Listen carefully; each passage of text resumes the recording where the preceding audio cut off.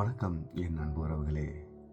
ஒரு நாள் எனது நண்பன் ரொம்ப நாள் கழித்து எங்களை பார்ப்பதற்கு அவர் குடும்பத்துடன் வந்திருந்தார்.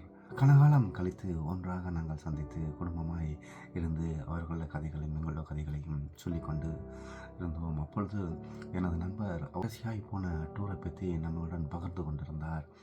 அவர் போகும்பொழுது ஒரு மலை பிரதேசத்துக்கு டூர் சென்றதாக சொல்லியிருந்தார்.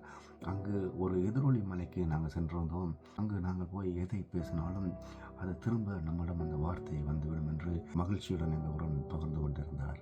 அப்பொழுது என் மனைவி, ஓகே, நேரமாகிவிட்டது, நாங்கள் சாப்பிட்டு விட்டு மீதி கதைகளை அப்புறம் பேசுவோம் வாருங்கள் என்று பிள்ளைகளை அழைத்து கைகாலை கழித்து வாருங்கள் சாப்பிடலாம் என்று சொல்லி பெரியவர்களையும் அனுப்பி வைத்தார். அங்கு 2 பள்ளிகளும் போன இடத்தில் நான் தான் கழுவுவேன், நீ தான் கழுவுவேன் என்று வாக்குவாதம் பட்டு கொண்டிருந்தார்கள். அப்போது என் மனைவி அங்கு போய் என்ன இங்கும் ஒரு எதிரொலியா என்று சொல்லி பிள்ளைகளை சமாதானப்படுத்தி சாப்பிட அழைத்து வந்து சாப்பாடு கொடுத்து விட்டார். ஆமீன் என் அன்புறவுகளே, இன்று சிறியவர்கள் மத்தியில் மட்டுமல்ல பெரியவர்கள் மத்தியிலும் எதிர்த்து கோவப்படக்கூடிய குணம் உள்ளது. யாராவது நம்மிடம் எங்களுடைய குறைகளை வந்து சொன்னால் உடனே பதிலுக்கு நீயும் அப்படித்தான் என்று எதிர்த்து உடனே அங்கேயே பதில் சொல்லி விடுவோம்.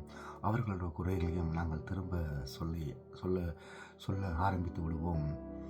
மனிதருடைய கோபம் நீதியை நிலை கட்டப் போவதில்லை என்று வேதம் சொல்லுகிறதே. ஏன் நமக்கு கோபம் வருகிறது? நாம் நினைப்பது போல் மற்றவர்கள் நடக்கவில்லை என்பதால் கோபம் வருகிறது.